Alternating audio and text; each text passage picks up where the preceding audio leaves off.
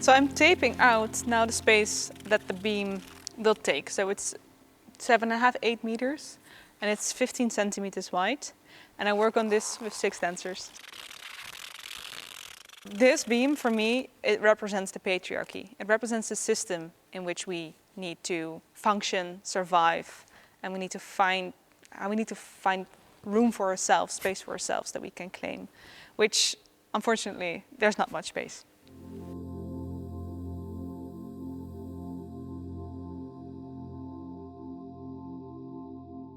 We are in the Chassé Theatre in Breda, which is a familiar place for me because when I grew up, I saw all shows here. I'm from Breda, I'm born here, I'm raised here, so I saw my first musical, first theater piece, first dance piece here. But the Chassé Theatre, together with the Nieuwe Vorst in Tilburg, are also my partners in my Nieuwe Makersregeling, my New Makers trajectory. So they help me for the coming 2 years to develop and create and produce my work. And right now we're in the big hall in the Chassé Theatre. And in July, the beginning of July, 2 months from now, we'll record my new production here. My project is called Body of Art. Body of Art is also a book. It's from the publisher Phaidon. It's an art book. I have it here. And it's based on these 10 themes. So they collected all kind of artworks in which there's emphasis on the body.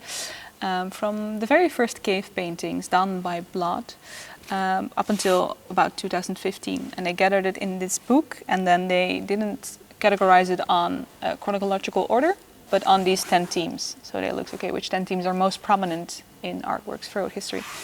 And I saw this 2 years after I graduated, and I was searching. I graduated as a choreographer, but I was searching for my signature and also for some grip, because when you just graduate, you're kind of stumbling from project to project, and it's hard to do what you really want to do. And then I saw this, and I knew that as a maker, I always had a big emphasis on the body.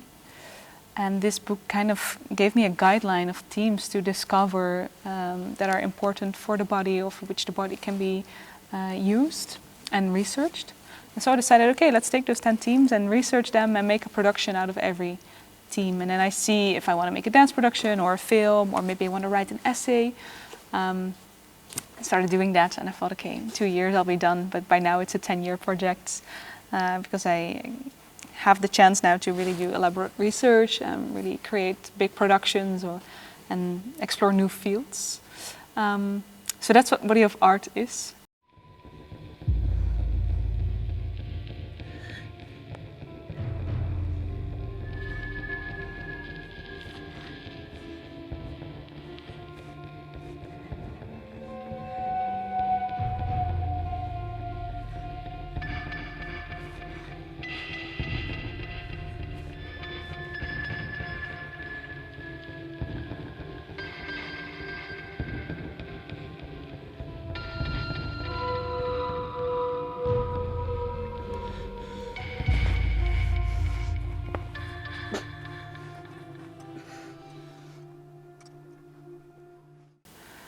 One inspiration was that I saw a video of a baby giraffe that got born, and I was quite surprised when I saw this tiny clip, because the baby giraffe is the most unwelcome birth in this world, because it falls 3 meters down on the ground, it gets born with a hit, like literally, and then it's alone, and it needs to get up because it wants to be safe and join the herd.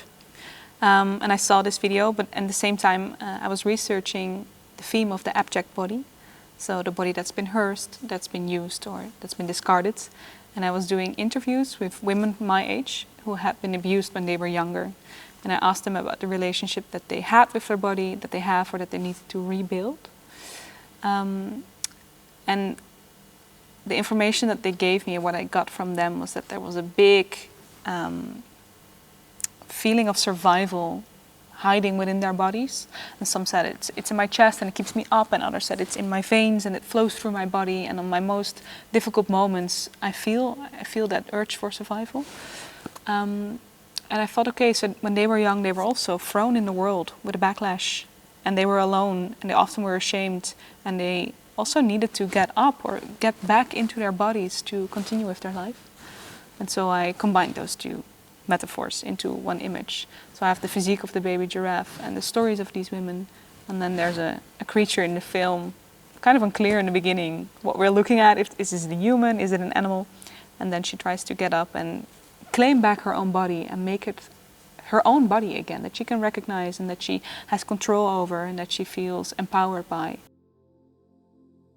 What I want to see in my own dancers when I work with them has nothing to do with aesthetics. It has to do with how embodied they are, how they dare to be present in their body. And they can't be beautiful, or if they try to please, or if they put on layers of makeup, or if they wear masks. It's what I want to see is them as pure, as raw as they can be, as honest as they can be. And that is something that I know is what is important for me, which is my truth. And it's something, that's also why I don't perform anymore. I don't put myself on stage in my own work because I'm too vain for this. I'm still struggling with trying to be pretty, with trying to be something that I'm not. And I saw that when I was still performing. I saw it back on video and I thought, this is everything that I don't want to see in my own dances, is what I'm doing myself, and I'm just not there yet. So I'm not ready yet to step on that stage and be physically that vulnerable, that honest, or that raw. So far, I made the abject body, which was Reborn, which was chapter 1, a dance film. And then I made the absent body, which was Last Resistance, which was a black box performance between a body and a voice. And right now I work on Beauty, which is going to be woman's work.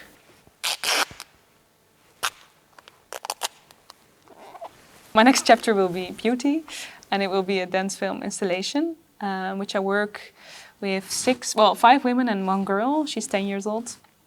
Women between 10 and 70. So different ages, different generations, also different backgrounds from where they are in the world. They all look very different. And what I wanted to do there is, I think it was 2020, when we just went in a second lockdown. I wanted to listen to a piece of music by a composer from England. And it was live streamed over a fashion show of Alexander McQueen. So I watched it, and I never watch fashion shows, but then I did because I wanted to listen to the music. And I was kind of shocked to see that these models it was 2020, and they were still all looking the same, having the same clothing size. They walked the same, they were not allowed to laugh. They were equally tall, so I was looking for the subject in the object, for the person in the body, and it seemed like the purpose of this fashion show, just to demonstrate the clothing, it would be best if they were just not there, if they were just not persons. And I was like, okay, new world for me. Still a bit shocked. I was okay, I thought we were a bit further, but not there. And then around the same time, I went to IKEA. You could still go to IKEA in lockdown. And I saw this famous picture it's called Lunch Atop a Skyscraper, which is where construction workers are having lunch on a construction beam in New York. They're working there on the Rockefeller Plaza. And I actually saw the same thing as what I saw in those models, that they were not secure. So they were not even secured on this beam. They could fall at any moment. But that didn't seem to matter, because they were there to reconstruct the city of New York. And because they were apparently so unimportant who they were, or it was just about their bodies, that they were there to work and to handle steel and to build this building, that they weren't even safe there. So I also saw, okay, those bodies are completely reduced to objects, just so that this whole capitalist system, this whole neoliberalist idea can take shape. And I saw these workers, I saw this fashion show, which I think still had a quite old-fashioned male gaze on what the female body should be. And I thought, okay, the body reduced in value, the body without a subject, just object, pure object, for women and men.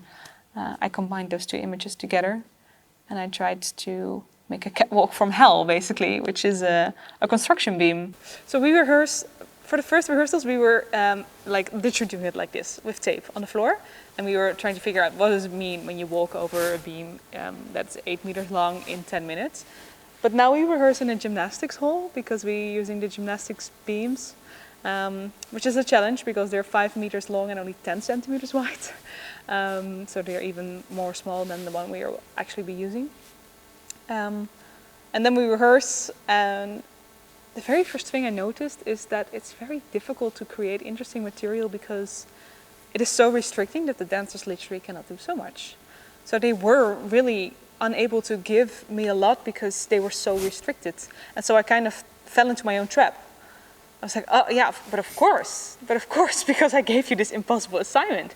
And now we're looking for how, it's not about what kind of cool tricks can you do or how long can you balance, but how present can you be in your body while you are faced with such a risk, while you are high above the ground, and when there's someone coming your way, when there's someone coming and you want to go that direction and she really wants to go that direction, how do you deal with each other? And how can you use your own body and the body of the other person to help each other? Or maybe you want to throw her off because this is your time. And that's also something that happens a lot, women throwing other women in front of the boss.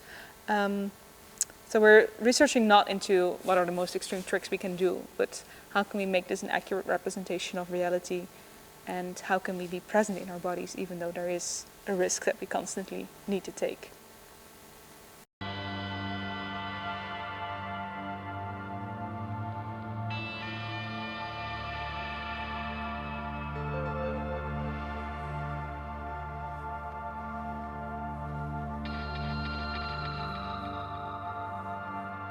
I see a strong decline in the rights that women have over their bodies. And I see a strong change in the political field, becoming more and more conservative. And we have to be very aware of that and very cautious of that. And let our voices be heard. Because I think the change that I'd like to see in the world, or that I think is needed, should come from women. Yeah, I think men have been ruling the planet for a lot of years now. Maybe it's our turn. We can't do worse, I think, so give us a chance. Yeah.